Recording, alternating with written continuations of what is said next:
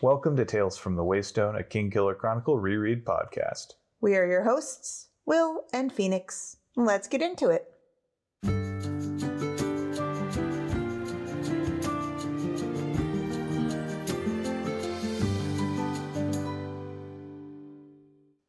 Welcome to Tales from the Waystone, Season 2, Episode 67, We Can't Stop Here, This is Bat Country, where we will be looking at Chapter 135 of The Wise Man's Fear through the lens of Provincial Folly.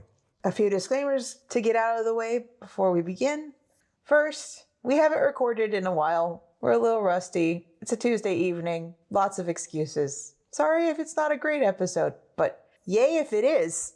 It's only Tuesday and it's been a long week already. It could go either way. And for our normal disclaimers, before we begin, I already said that. First of all, we are in no way affiliated with Patrick Rothfuss, publisher of books. Second of all, we are assuming that you do not care about spoilers. Third of all, please be kind to yourselves and one another and to the creators of the worlds that we love exploring. And time to discuss. All right, so we begin with Kvothe, Kryn, and Elle on the road to Levenshire, just outside of town. The first thing that we learn is that Levenshire wasn't a big town. 200 people lived there. Maybe 300 if you counted the outlying farms. I want to point something out to you. We went to an event at our friendly local guitar store last night, and there were 150 people there. Add a third again as much. Does that feel like a town? It's even smaller than a town. That's not even a village. No. I went to school at a small college that was 1,000 students. That feels more townish. I would say that if you're going to assume that every family consists of a mom and dad and 2 kids, that means there's 25 families. Yeah, we're talking inbreeding. It's a deliverance situation. I also think maybe Kvothe miscounted. That is also quite probable. Or Pat. I'm just going to say maybe Pat thought that 200 people sounded like a lot. For a small town. Right. Or enough for a small town. I know I'm harping on this and I know that it's a detail, but it kind of takes me going like, that's really not, I don't know. And it leads me into some of my other kind of detail-oriented brain stuff around every time that Kvothe talks about like a 17-year-old boy, and it's like, but they're older than you, Kvothe. You're older than you, because you're still 16 apparently. But he's been to the university, so that makes him an adult. He's also been to the Fae, which makes him gods only know how old he is. So, anyway, initially, Kvothe hopes that they can just go in quietly and he can drop the girls off at their homes, and then he can kind of slip out the back and no one will make a scene. Nope. That does not work. As soon as someone notices, all the women of the town essentially mob them. Yeah, there's a description of the women of the town making a protective knot around the 2 girls. I don't think that's unrealistic. I don't know. This whole chunk of the book feels very gender roles to me, because they also talk about how the men realize that they are never going to be able to get anywhere near the 2 girls that came back. So instead they focus on Kvothe, and then it turns hostile. I think there is actually an interesting commentary here, though. When we talk about sort of the role of masculinity, oftentimes masculine roles are given elevated social stature, even though they don't necessarily hold the town together in all of these really important ways. Like, masculinity basically failed these people because it was all about their ability to inflict violence on outsiders. And they got violence inflicted upon them. And when we look at the response of actually holding the town together, healing the people who are injured and hurt, making things right, that seems to fall to the women. Like, the women are the ones who are actually looking at Elle and Kryn as people to see if they're okay, and the men are looking at them as victims that were stolen from them. And one of them, and this I think is Pat's ham-fisted way of trying to explain that he's one of the good ones. I don't like it. But one of them, I don't like using the word he used, so I'm not going to. Essentially, victim blames the shirt out of the girls and essentially goes on the line of, it's their fault for what they wore. Yeah, it doesn't work that way. Victimizer's going to victimize. Assaulter's going to assault. And in response, Quoth does break the little twerp's freaking arm, and everyone is essentially saying, yeah, the dude deserved it. I'm not advocating violence, but yeah, the dude deserved it. He's fictional. It's not really, it's social commentary. And then the kid says he's sorry for speaking hatefully and claims that it was a demon speaking out of him. The real demon, of course, is toxic masculinity, and Quoth has more than his fair share of this going on right now as well, because, again, he's responding to a verbal insult with violence. Yeah, none of it's better. This isn't the only toxic masculinity present. There's a lot of who the hell are you kind of looks and attempts at violence being held back a bit, and like, our girls went missing, why do you have them kind of attitude that Quoth is perceiving. I don't know. I think a lot of this is also Quoth projecting what he fears these people will think of him. Agreed. Like, he goes in expecting that they will be suspicious of him and behave with hostility towards him. And so he reads everything as hostility. And suspicion. And when you act like everyone is suspicious of you, people tend to be suspicious of you.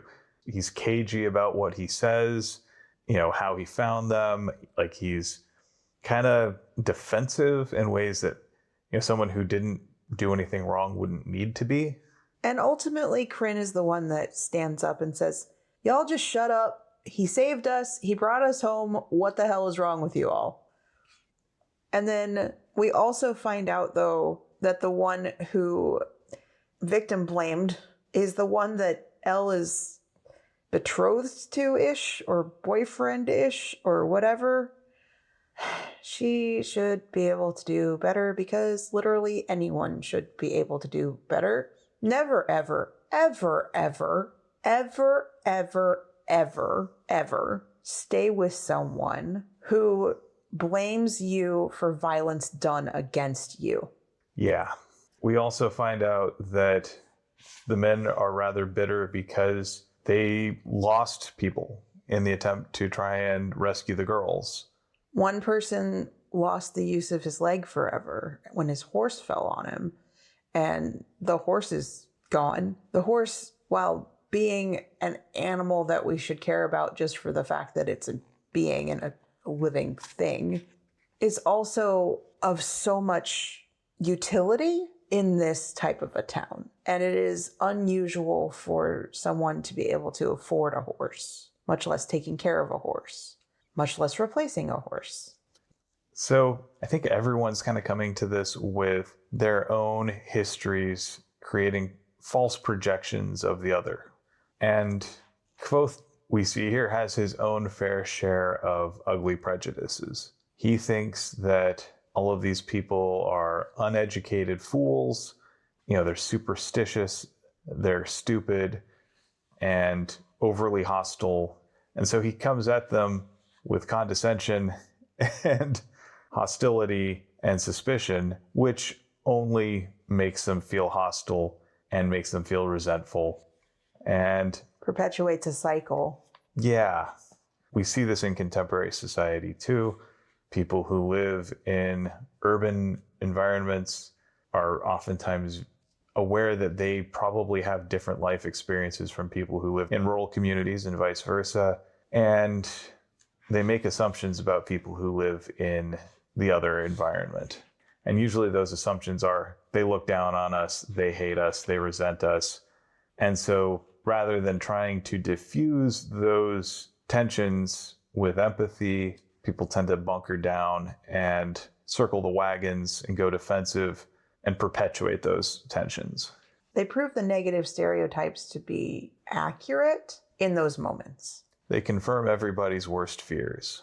And to be fair, the mayor of the town, Elle's dad, also harbors his share of suspicions around the Edema Rue. And given the experiences that he just had with these bandits, who he does not know were not, quote, not Edema Rue, he's had those suspicions confirmed. Those prejudices, those stereotypes have been proven true in his mind. And then Kvothe drops the, well, but I am Edema Rue, and those guys weren't. And he has no proof, and he doesn't explain. He's just angry that people trust their own instincts to say that person who confirmed all of my worst fears is what they said they were. Once again, it's Kryn who steps in and actually clears things up. I think Kvothe, in his rush to be defensive, in his rush to have the last word, is only digging his own grave, because they aren't going to listen to his testimony with any special credulity because they don't know him. But they do know Elle and they know Kryn. So he keeps digging his own grave here, and they keep having to pull him out of it. Kryn especially. She's doing a lot of extra labor that she otherwise wouldn't have to do if Kvothe were content to just keep his mouth shut. No one is served by this. Sometimes you have to know what hills to die on when it's worth the fight. You're never going to see these people again, but also you're not going to convince them in 20 minutes to completely upend their preconceived notions. How much effort are you going to try to put into telling others rather than showing others? Yeah. And again, Kvothe is an outsider. His testimony is suspect. It's not his place to defend himself. It's like that old saying, when people talk about something that isn't about you, you don't have to defend yourself. But the moment you feel like you do, it does become about you. The moment that you feel like you have to say anything, it's to stick your nose in. And this happens on purpose, and this happens not on purpose, though. Sometimes people do stick their noses in so that they can get attention. And sometimes people show their insecurities by the way that they react when they don't need to. I think this is one of those instances where if Kvothe had left well enough alone, he could probably have avoided a lot of trouble down the road. Now, granted, it does end well, but there is the minor threat of violence in the interim.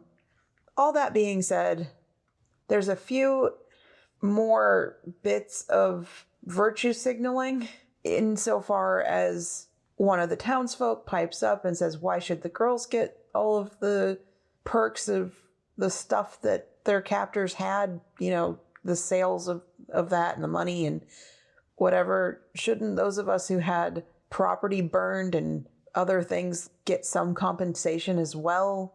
And some graphic descriptions of what the assaults were like for the girls, and then also like only being able to empathize or to strike empathy in someone by saying, do you have daughters? Yeah.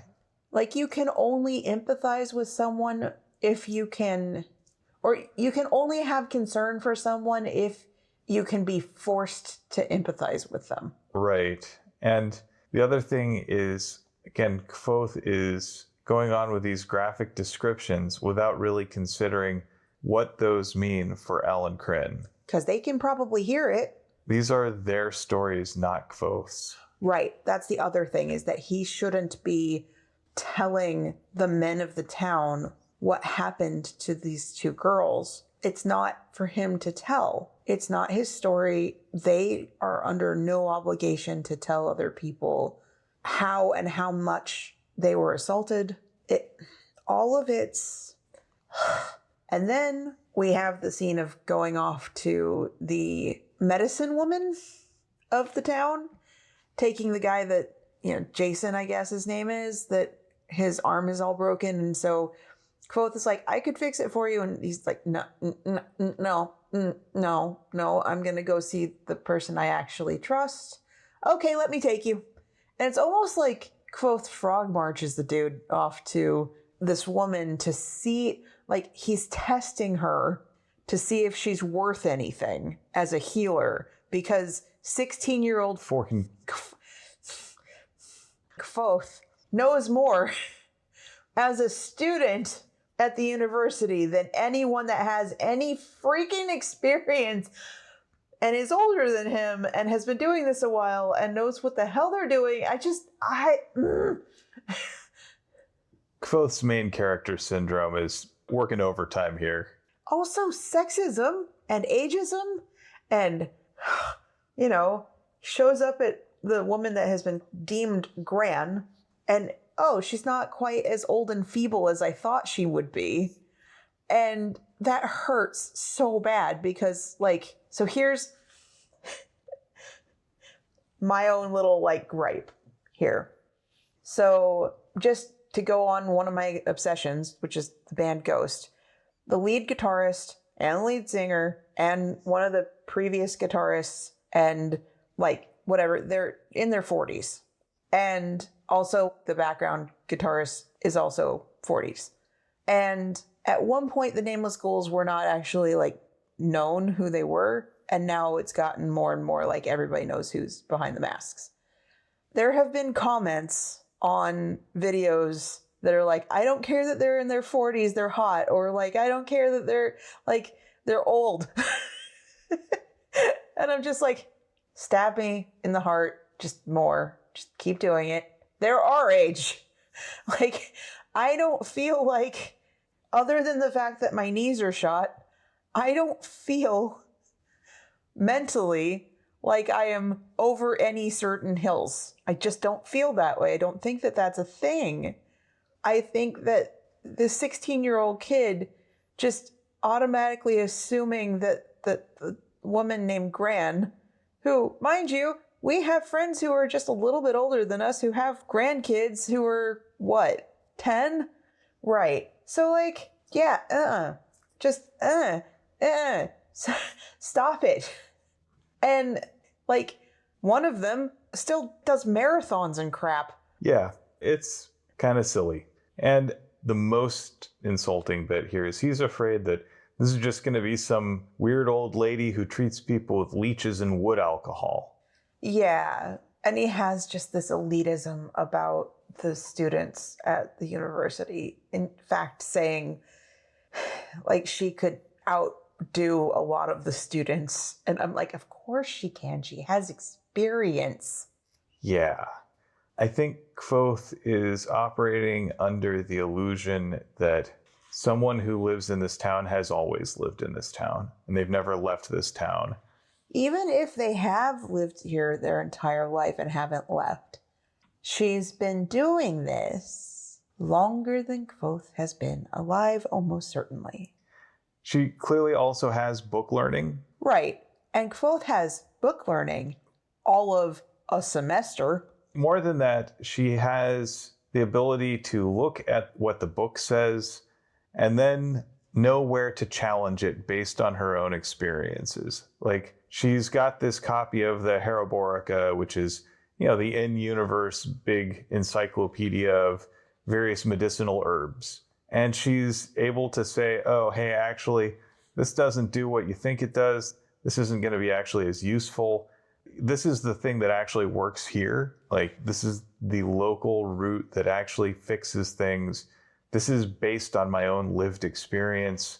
Quoth is someone who can read a book really quickly and, understand it, but he's not very good at then challenging that understanding of the book with what he sees in reality. I think that happens a lot. I think that there's a lack of desire to challenge an expert. And I also think Quoth, because he gets things so quickly, doesn't necessarily spend time doing more than a surface reading of a lot of things. When we get to the arrow root bit in particular, we'll see a bit of that. I think we can just be in that part. I think you're right.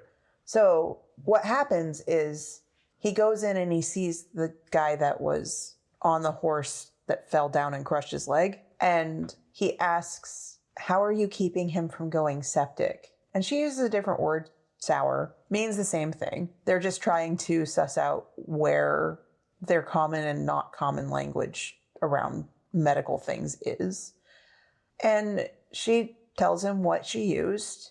And then he says, why don't you use arrowroot? Because arrowroot doesn't do what you think it does. Arrowroot is like a thing that looks all nice and pretty when you crush it up, and it carries along whatever it's mixed with, but it's not doing anything for the wound. It's not actually the thing that's fixing it. The other thing you mixed with it, that's doing something. And yeah, the arrowroot makes a thin paste. But, I mean, you could eat it, but that's not going to do anything for a topical application. Yeah, it's like mistaking the pill casing as being the medicine. Right. It's important for the delivery of the medicine, no doubt. It's very useful in that regard, and it can enhance the efficacy because it's making sure that it gets delivered in ways that your body can process. But it isn't the actual medicine that your body actually needs. It's the vessel. And in this case, yeah, arrowroot is a useful compound for mixing up poultices and the like, and for topical applications because it makes a paste very easily that you can mix with other things, but it isn't the medicine itself. And this is Kvothe maybe seeing, oh, a bunch of potions use arrowroot. That must be because arrowroot is especially effective. No, it's because arrowroot is just useful. It's a carrier. Exactly. Yeah. It's an emulsifier. I think that that's enough on that. I think what we're learning from that is that Kvothe still overtrusts textbooks and not his own experience or the experience of other more experienced people, especially women. Even which this is the one thing that seals why this infuriates me. Cheyenne. Right. And Vashette. But mostly Cheyenne, because Cheyenne is his most recent mentor's mentor, who he acted as though he respected. And then the very next town that he comes across, he doubts the older woman with expertise, who then is very kind to him and who sits him down and says, obviously you haven't rested. There is a lot of trouble on your mind. I just was told by the twerp with the broken arm that you killed a whole bunch of people. That takes a toll on someone. You know, you're coming down from that endorphin, from that adrenaline, from that high and crashing. And you've had to keep yourself busy, and you've had to make sure that you were taking care of others. And you didn't give a rat's butt about your own self. Sit, eat, drink. No, I'm all right. Sit, eat, drink. Okay.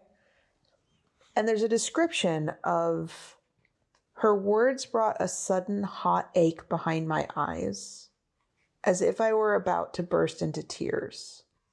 That is the single best description of what happens with my anxiety disorder when I've been embarrassed or when I've gotten to a point where in a normal conversation, it just spills out of me, is that I feel that. And then someone looks at me and goes, are you okay? And then everything just leaks.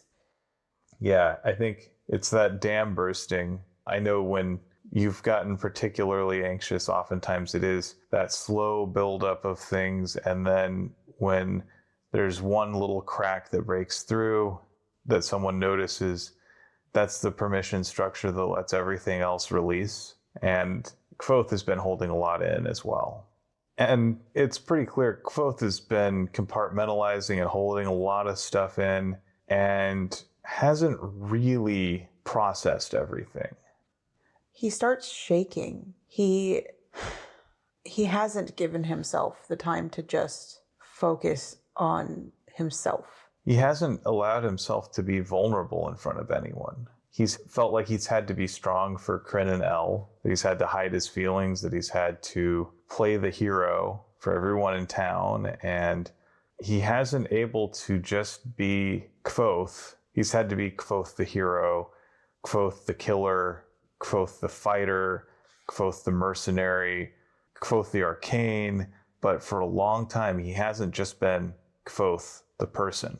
And I don't love what happens next. Gran understands that there is a toll taken when you take the lives of so many people. And instead of telling Kvothe that there should have been a peaceful way, she just goes and says, sometimes you just have to cut off the leg.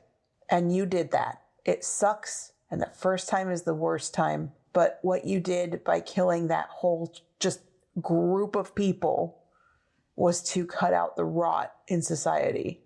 I do not like that at all. That is so disturbing on so many levels. Yeah, that's vigilantism 101. And it's the sort of thing that seems cool when you think about superheroes. But then when you actually think about what that looks like in real life, there's a lot of questions about who gets to make that decision. And I mean, Kvothe here killed them extrajudicially. He did so without any proof. I mean, he made up his mind that he was going to do this even before he knew about Elle and Kryn. He made up his mind that he was going to do this before he found out specifically that this group killed the Rue that used to have this wagon. He was going to do it for the sheer assumption that they were pretending to be Rue. Yeah. It's gross. What's grosser to me is this a more virtue signally bit of when Gran found out that there were women in the group becoming more ruthless, like more icky, saying, well, they deserved it 10 times over. Like, they're the worst dregs of humanity because they helped men harm women. But they also did it to save their own damn skins. So, and it just, and some folk need killing. That's all there is to it. I don't love it. But to move on, we get a wrap up of Kvothe's time here. He makes sure that Kryn is the one that gets the better bounty, the better dowry. He makes sure that the other horse gets given to Elle, and he offers himself up to be locked up and tried for his crimes of killing that entire bandit troop. And the mayor is like, I don't wanna. No. Well, but shouldn't I turn myself into the constable? The drunk dude over there? I mean, no.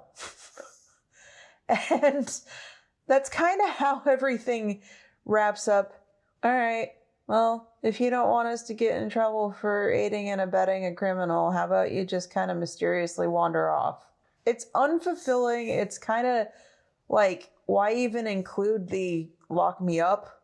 I mean, is it supposed to make Kvothe seem like a good dude again? I don't know. I don't like it. It's this whole, no. And that's pretty much what happens. Is that other than saying, well, I did break your daughter's boyfriend's arm, and the mayor just going, cool. Didn't really like him that much anyway. Right. It just, I don't know. And then just to reiterate, they're bandits. They're not Rue, they're bandits. And then he skedaddles. And that's the end of this chapter. So with that, it's your turn to pick the Phronimos. Who'd you pick? Kind of Gran. I mean, there's not really a good one. I just don't have a really good one. But what I can say is that the ability to see that someone has pushed themselves to their limit and needs a little sweet treat and some tea and the verbal equivalent of a kiss on the forehead, I think I like that. Like wanting to take care of someone who is not taking care of themselves, like that instinct I really like. I don't like the rest of her commentary, other than the fact that she is clearly somewhat self-taught in medicine, but there is almost certainly a background in formal education of some sort, like even if it's an apprenticeship or if it's going out into the greater world to get more education from other sources. We don't know, but she does have books and she does have extensive knowledge. She's able to read, she's able to write, and she's also been able to interpret these writings and put them into practice. And that, to our ears, doesn't sound like a great achievement, but for a society like this, I guess it is. Well, I think there is something to be said that in small communities, having someone who knows their way around, medical stuff is important. I will say this as a person who is consistently, okay, fine, I'll be the cleric in a D&D group. I think sometimes you have situations where, okay, fine, I'll step up and do the thing that everyone needs. There's also her ability to gain people's trust, because practicing medicine is not just about knowing your stuff. It's also about getting people to trust you to take care of them. So that means you have to do things to earn that trust. She has earned the respect that people give her over many hard years because she's been there for them, because she has looked out for them and has been taking care of this community from the very beginning. So that requires a level of interpersonal intelligence that goes beyond even just knowing all of the practices, all of the potions and formulas, knowing all of the herbology and all that stuff. She has been able to prove herself trustworthy as a person who will look after these people and keep their confidence. I agree with you on all of that. I think she's our best choice, but she does have flaws. And in such a short amount of time getting to know her, I think that it's kind of a good on you pat for showing someone who is both kind and compassionate and ruthless at the same time, depending on who she sets her focus on. Right on. So I have thing of the week today. And so mine is not what I would call a serious subject, but it should be no secret at this point that I love a good Eggs Benedict. It is my favorite breakfast food of all time. Whenever I go out for breakfast, it is one of the first things that I'm looking at. Does this place do a good Eggs Benedict? The things that make a good one. One, they gotta poach the eggs just right so the yolks are still nice and runny. A lot of places overdo it, and so they're almost hard. Oh, that's the worst. You're just I want to cut into the egg and then see that yolk ooze out and get into the English muffin and the hash browns and everything. And if you can't do that part, you haven't done an Eggs Benedict. The other thing about ordering an Eggs Benedict is if you're ordering an Eggs Benedict, you want the eggs poached. And if the place is any good, they'll do it right. You don't need to specify anything more. By trying to change up the egg order, you're just going to make a mess. I would say definitely don't ask for it scrambled. Yeah, who does that? Oh. Yeah. In fact, actually, just don't ask for your eggs to be different than what the dish is. Exactly. Look, if you have a specific egg order that you want, just get a classic 2 eggs any way you like type meal, or order them on the side. But if you're getting Eggs Benedict, take it poached. You are so judgy on this. I am. I also am firmly of the opinion that you should let people enjoy what they enjoy, and that if you don't enjoy that thing, you don't get it that way. But in the same way that I have some safe foods and that I have some things that I like in a certain way, I think it's okay to let other people have their food the way that they order it. But I also think the complaints are unnecessary. Play stupid games, win stupid prizes. You are very judgy. Yes, I am. At least you're self-aware. I miss the times when I could digest Eggs Benedict. I could, in another country, probably do so. The US tends to put things into their cows that produce things in their milk that I can't be okay with. Which is a problem with the hollandaise. Which is kind of the best part aside from the egg. Yeah. It brings the dish together, kind of like a nice rug. Ties the room together. And so I miss it, and I live vicariously through you every single time that we go out to breakfast and they have a place that does do Eggs Benedict. So yeah, get yourself a good Eggs Benny, guys. If you can. If you can. If you know of a good place, get one. Or an Eggs Florentine. Also very delicious, but yeah. Explain the difference. Eggs Florentine is a fresh tomato and then spinach. It's very tasty as well. That does sound very tasty. And now, despite the fact that we ate dinner before we recorded, I'm going, but I want breakfast. Well, with that, why don't we move on to our 7 words? You had the books? I did have the book. There are a lot of 7-word sentences, and none of them are ones that I really like. This is a very disappointing chapter for me. I mean, just for the fact that, like, I really hate the kid who victim blamed his girlfriend for being assaulted and kidnapped. I'm going to choose "About Time Somebody Broke That Boy's Arm." Fair enough. But yeah, none of the things are things I really enjoy. It just, I don't know. This chapter does not spark joy in me. That's fair. I'm very much looking forward to when Quoth goes back to the university and is able to tell his friends, hey, look, I'm not dead. Right? Anyway. So I had words from life, and mine are: a question that goes unasked goes unanswered. Yeah, I've been dealing with a lot at work, and that's meant I have had to be extra inquisitive. And a lot of that comes down to trying to uncover unspoken assumptions, both in myself and in the people that I'm speaking with, and getting everybody speaking on the same page, speaking the same language, so to speak. It's been challenging, but at the same time, I also know that, yeah, I've got to keep asking. And I also need to do that in my home life. I am giving you the biggest side eye. Yeah, you are.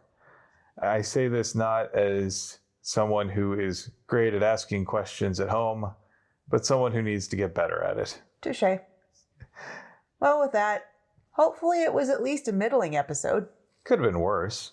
Well, thank you for potting with me anyway. And thanks for potting with me. And thanks for listening to Tales from the Waystone. Join us next time on Tales from the Waystone as we discuss chapter 136 of The Wise Man's Fear through the lens of faded glory. We would like to thank our friend Shawnee Jang for our theme music. And many thanks to Patrick Rothfuss for creating a world that we've enjoyed exploring. Audio production and editing, courtesy of me, Phoenix McCullough. And writing and project management, courtesy of me, Will McCullough. If you would like to help support us, and have the means to do so, that's important, please consider becoming a patron on our Patreon page, patreon.com/waystonepod.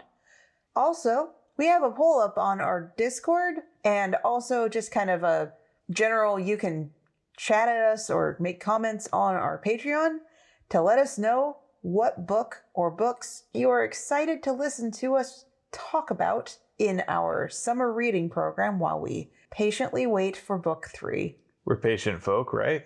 We are. I mean, how long have we been reading book 2? We've been doing this for a while. We've been doing this for years. I know, right? I mean, this book is long, but it's not that long. And we still have people that listen. Well, I guess that means we're doing something right. I hope you all like us.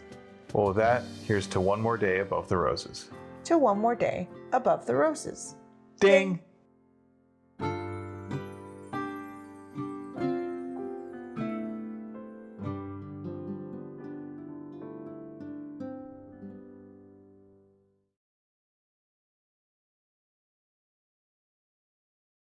Welcome to Tales from the Waystone, Season 2, Episode 57. We can't stop here. This is Bat Country. Hold on. Episode what?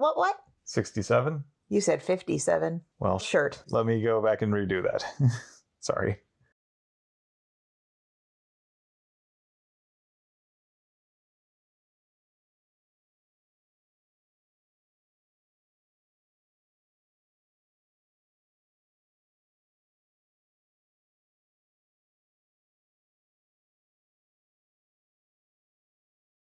I still am finding frogs. Why are you eating all these frogs? Did you eat Kermit? Why are you finding Kermits?